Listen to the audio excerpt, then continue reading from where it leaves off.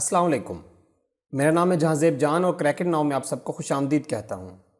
आज से हम उर्दू की एक और सीरीज़ शुरू करने जा रहे हैं जहां हम अदबी इस्तिलाहात यानी उर्दू लिटरेरी टर्म्स को डिटेल से समझेंगे।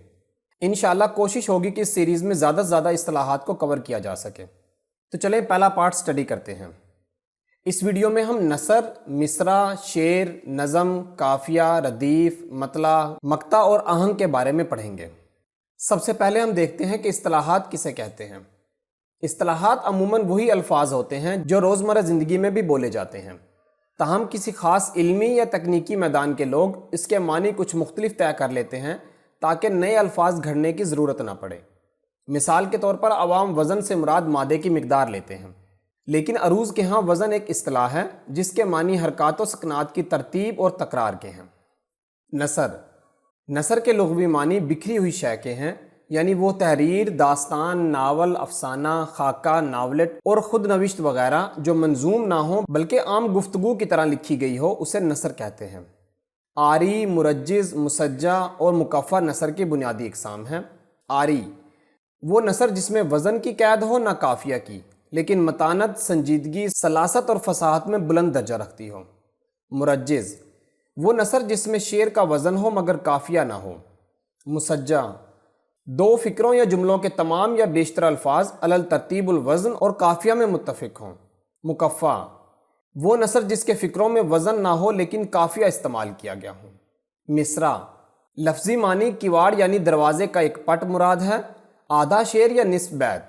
मिसरा बामानी अल्फाज पर मुश्तमिल वो सत्र है कि अगर नसर में हो तो फ़िक्रा कहलाए और नज़म में हो तो मिसरा। शेर के पहले मिसरे को मिसरा अव्वल जबकि दूसरे को मिसरा सानी कहते हैं। मसलन एक मिसरा पेश है, ज़माना बड़े शौक़ से सुन रहा था।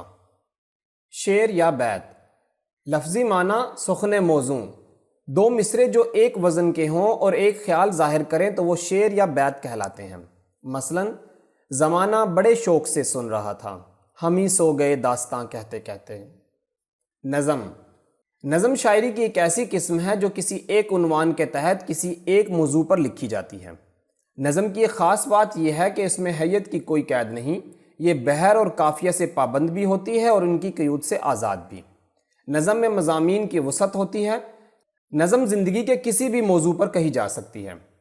ज़ेल में मुनीर नियाज़ी की एक नज़म का नमूना मुलाहिज़ा हो।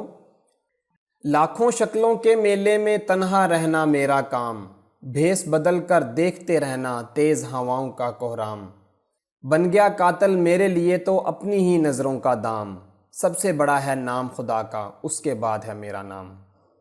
काफिया हर शेर के आखिर में आने वाले हम आवाज़ व हम वज़न अल्फाज को काफिया कहा जाता है।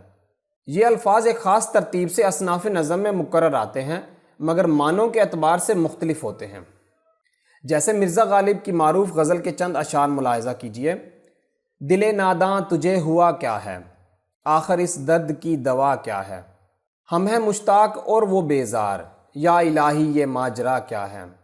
मैं भी मुंह में ज़ुबान रखता हूँ, काश पूछो कि मुद्दा क्या है। इस गज़ल में हवा, दवा, मुद्दा, वफा, सदा और बुरा के अल्फाज काफिये के तौर पर आए हैं। रदीफ़ के मानी है घुड़सवार के पीछे बैठने वाला। शेरी इस्तिलाह में किसी गज़ल के तमाम अशार के आखिर में हू बहू दोहराया जाने वाला लफ्ज़ या अल्फाज का मजमुआ रदीफ़ कहलाता है। रदीफ़ काफिये के बाद आते हैं। बस के दुश्वार है हर काम का आसान होना, आदमी को भी मुयस्सर नहीं इंसान होना। गर ये चाहे है ख़राबी मेरे काशाने की, दरो दीवार से टपके है बयाबां होना। मिर्ज़ा गालिब की इस गज़ल में होना रदीफ़ है जो कि हम काफ़ी अल्फाज इंसान और बयाबां के बाद आ रहा है। मतला अरबी ज़ुबान का लफ्ज़ है जिसके लुग़वी मानी तलू होने की जगह के हैं। शेरी इस्तिलाह में गज़ल, कसीदा या नज़म वगैरह का पहला शेर मतला कहलाता है जिसके दोनों मिसरे हम काफिया और हम रदीफ़ होते हैं। बतौर मिसाल अहमद फराज की एक मशहूर गज़ल का मतला मुलाहिज़ा हो। ज़िंदगी से यही गिला है मुझे, तू बहुत देर से मिला है मुझे। हुस्न मतला अगर किसी गज़ल, नज़म या कसीदे का दूसरा शेर भी मतला की तर्ज पर हो यानी उसके भी दोनों मिसरे हम काफिया और हम रदीफ़ हों तो उसे हुस्न मतला कहते हैं। मसलन ज़ेल के अशार मुलाहिज़ा हों। किसी सूरत नमूदे सोज़े पिनहानी नहीं जाती, बुझा जाता है दिल चेहरे की ताबानी नहीं जाती, नहीं जाती कहाँ तक फ़िक्र इंसानी नहीं जाती, मगर अपनी हकीकत आप पहचानी नहीं जाती। मक्ता किसी गज़ल, नज़म या कसीदे का आखिरी शेर मक्ता कहलाता है, जिसमें बिलअमूम शायर अपना तखल्लुस इस्तेमाल करते हैं। मिसाल के तौर पर गालिब की गज़ल का मक्ता मुलाहिज़ा हो, मैंने माना कि कुछ नहीं गालिब, मुफ्त हाथ आए तो बुरा क्या है। आहंग किसी फ़न के अनासर तरकीबी का बाहमी इर्तबात आहंग है। हर बड़े शायर का शेर तासुराती एतबार से कारी पर मुख्तलिफ असर छोड़ता है।